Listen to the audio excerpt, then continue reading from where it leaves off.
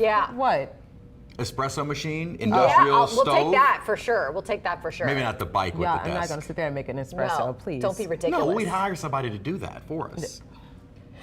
We wouldn't make it. Come on. Right? That's so funny. Right? Come on. Wouldn't we? That's Come so on. funny. Settle down. I've tried your Settle cookies down. from the oven.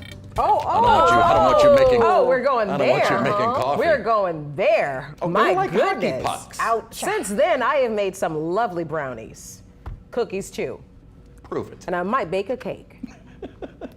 I'll let Katie try it first. We've only had a few isolated showers around the area. Our little red-headed guinea pig. Few isolated showers around the area. We are expecting more rainfall, though, later on tonight with a line of storms along our front. Now, thankfully, we don't wish this upon anyone, but the real strong or severe storm threat has been a little bit more focused to our north and west, and it looks like that's where it will continue.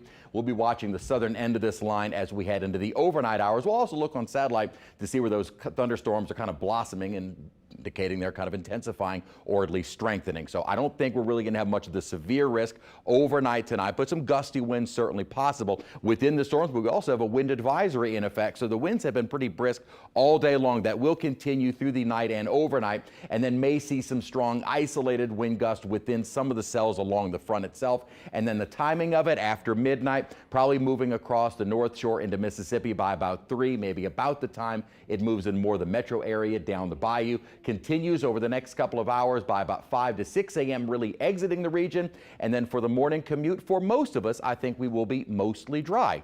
And the severe threat, as I said, and this is really interesting, is not really changed over the last several days. Storm Prediction Center has been placing the higher risk to our north. And then as the line moves into southeast Louisiana, the low end risk for severe storms, mainly the North Shore, river parishes, and then continues to weaken as it pushes farther to the east. So far today, we've been actually fairly quiet. Again, a few stray showers, a mix of sun and clouds, and actually kind of a pretty sunset looking out over downtown.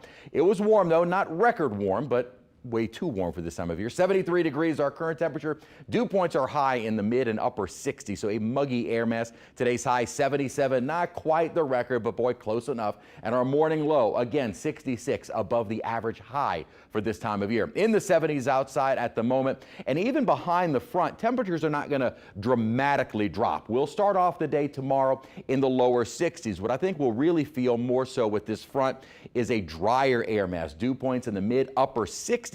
Might even see those come up a little bit more during the overnight, but it'll drop considerably by tomorrow morning. We'll wake up with that drier air moving in and a far more comfortable feel to the air during the day, even as our high gets up to around 70 degrees during the afternoon hours. We'll get into some cooler air, though, by Friday. Still windy, and as I said, we have a wind advisory up through the night tonight. Winds will be settling during the day tomorrow. May at times have a little bit stronger of a gust, but overall the winds will be diminishing behind our front. Here's the upper low. This is the energy with this system. Now, this is already moving away from us, which is why we are not really expecting much in the way of severe weather kind of along the southern end of this line. Actually very active across parts of the plains and Midwest.